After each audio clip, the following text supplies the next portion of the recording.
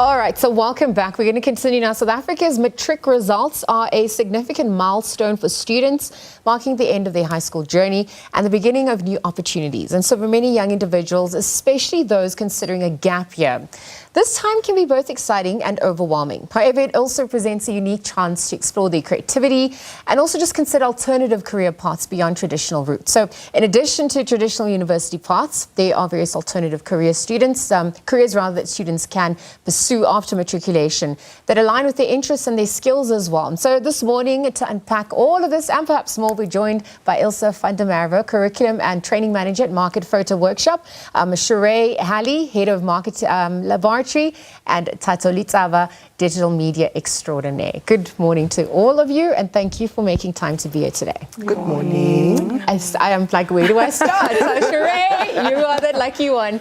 I think it's so important to understand the landscape and the options available to us post-matric and furthering our studies, staying curious, honing our skills, but also knowing that traditional methods are not the only methods. Talk to us about dispelling some of those traditional narratives in a South African context that adheres into our democracy. Well, I think a lot of young people today don't have access to theatre and the performing arts in their schools, in their hometowns.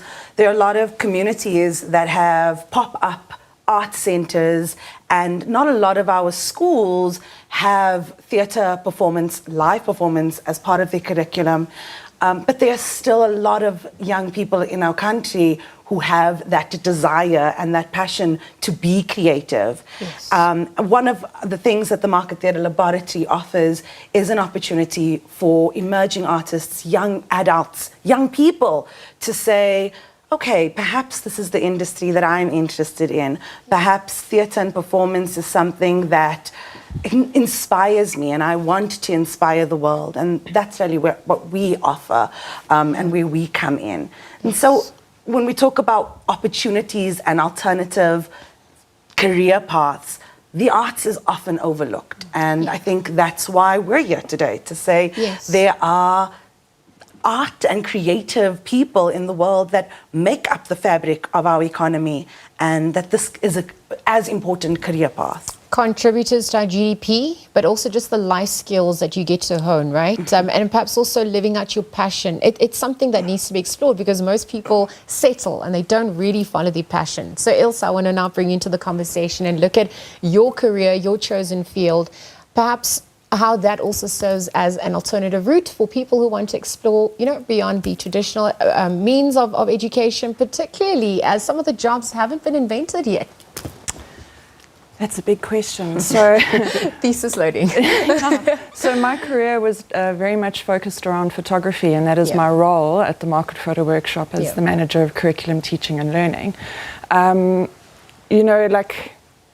There is many places a learner can go, working with photography, working with imagery, and it's not limited to just being a photographer.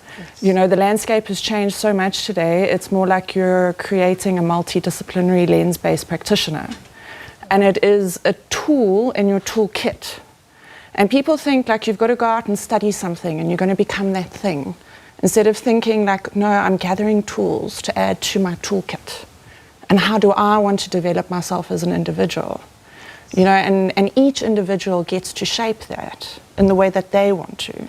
Yes. Does that answer your question? It answers it perfectly. And I think that's where, Thato, you can enter the conversation, because dabbling in the digital space, that's a new avenue. Some of the jobs don't have titles, perhaps to encompass the roles that people are actually occupying at this point. So what are some of those options available post-matric? When you consider the digital space, particularly for the youth, you can consider venturing into TikTok and all social media platforms, because that is the fastest mainstream to pass through information. But also you need to take into consideration as an individual, have an introspection. What am I good at?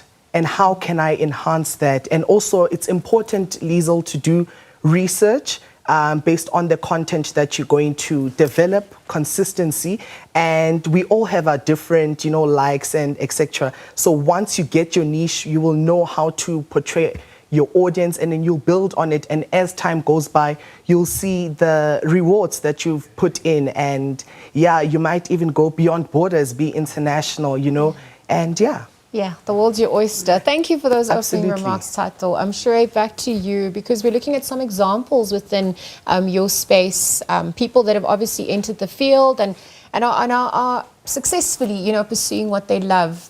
Talk to us about those opportunities. If we're also looking at the importance of networking as well, how does that come into your sector? So at the Market Theatre Laboratory, we pride ourselves in offering affordable education that is also high quality, and our students are taught by some of our industry professionals.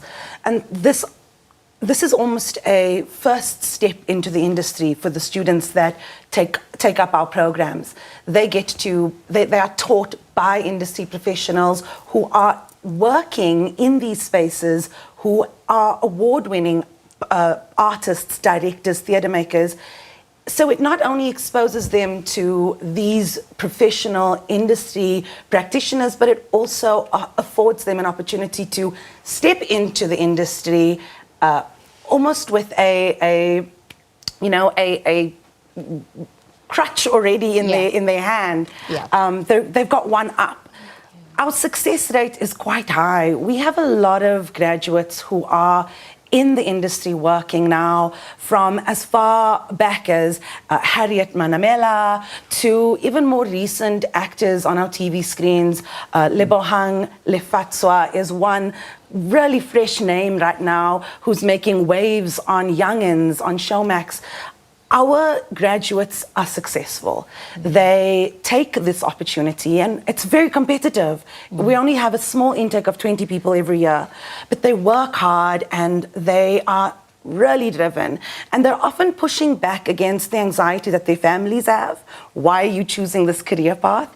And the anxieties of just how big the economy can swallow one in, you know, swallow one up and not make a success. But there's success. Yeah, and I mean, that extends, South Africa extends into the world right now, because the world is watching us, right? So our agency gets restored. We also get to make a global impact. So thank you for sharing those remarks. Ilse, the trends that are currently emerging within photography, even just creating a portfolio that makes one stand out. What are some of those tips that you'd like to share on that front, or advice that you have for people tuned in?